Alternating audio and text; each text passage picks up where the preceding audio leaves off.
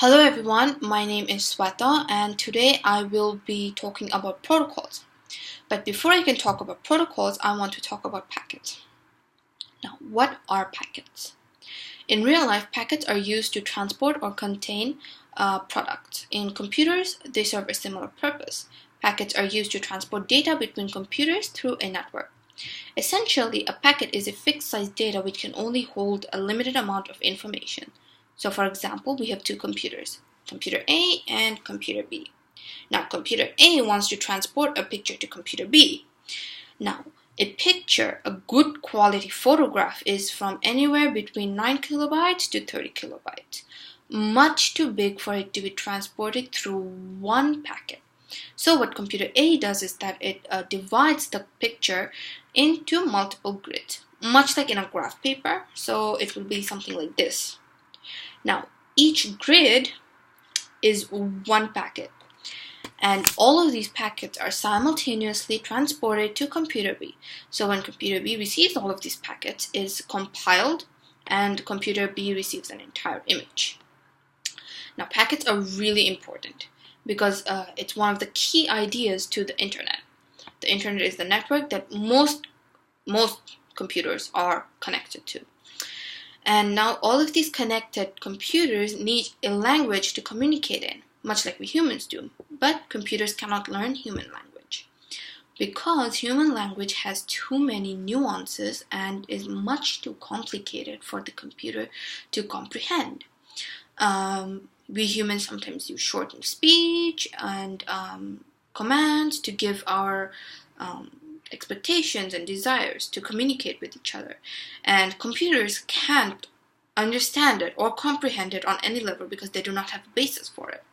So computers require something called protocols to communicate with each other.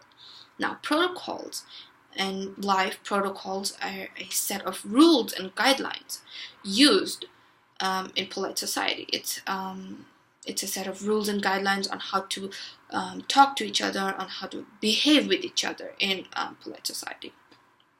So computers kind of use that theory.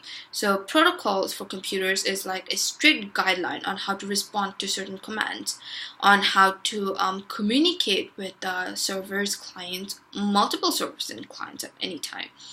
I will use a human-to-human interaction to explain this point better. I love shoes. I absolutely love shoes. So I saw these pair of beautiful boots on a website of French boutique. They only take order by phone, no online orders. My first problem is there.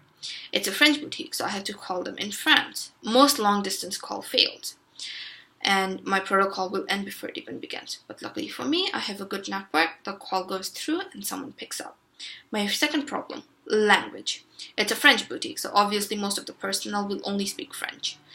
So the person greets me. I tell them that I only speak English and I'm from the US. Now, the protocol can end here because the sales personnel doesn't speak English and tells me that there's no one that can help me. I have to hang up because I do not want to increase my bill. But luckily for me, the manager speaks English and she hands it over to her. She picks up the call, greets me, and tells me that, asks me what I want, essentially. I tell her that I like their boots and I want to buy them. She asks me for details. I give her a description, product number, size, and color. She goes to check them if she has them in stock. Now, the protocol can end here again because if she tells me that she doesn't have in stock, I will have to hang up. I will lose a chance to own those fabulous pairs of shoes, but no, nothing to do. Now, she tells me that she has them in stock. I tell them, wonderful. How will they deliver to me? But obviously, the boutique is in France and I'm in the US. I'm not going to go to France just to buy a pair of shoes. So they tell me that they have an excellent courier service, and I check them up and see that I know them and I like it, and I give the go-ahead to buy the shoes. If they didn't tell me, I would have ended the protocol because I do not want my shoes, expensive shoes, to get lost in mail or get damaged. But since they gave the go-ahead, they asked me for my payment information. So I gave her my credit card. Now, the protocol can end here as well because if the payment doesn't go through, then the entire thing is just nonsensical. but the payment does go through because my credit card is obviously internationally enabled. So after the payment goes through, they send me a receipt and tell me that I will be receiving the boots in 7 days. Yay, delightful for me. I get a new pair of boots, which I absolutely love. So this is a successful protocol. Now, there may be many security risks. One, the boots may get lost in mail or may get lost anywhere else. Second, I give them my credit card information over phone. They may use it for theft or fraud, or they may use my identity for theft or fraud. There's many things that can go wrong with this protocol, and the protocol could have ended at any stage. But the main thing is that I followed a guideline, and that they followed a guideline. I asked questions, they responded, they asked questions, I responded. So that's mainly how protocols work for computers. It's a series of, you can call it handshakes.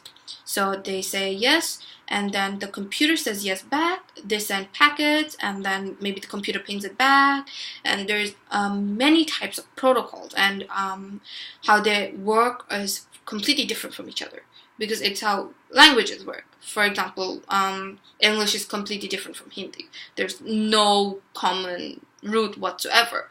So, as I'm saying, that's how protocols work. And that is what a protocol is, a set of strict guidelines on how a computer should work and how a computer should communicate, essentially. And that is all for today. That was my presentation on protocols. Thank you very much for listening. Bye.